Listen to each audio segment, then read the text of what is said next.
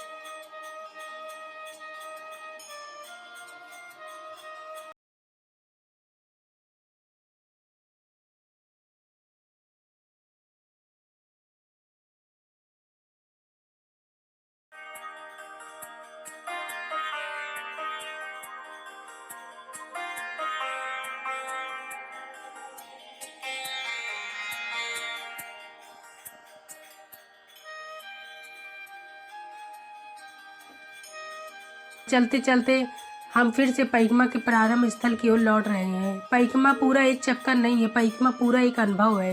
गिरिराज महाराज की परिक्रमा का यही महत्व है। जो इसे करता है उसका मन स्थिर होता है और जीवन की दिशा अपने आप बदल जाती है। जय गिरिराज महाराज की, जय श्री राधे।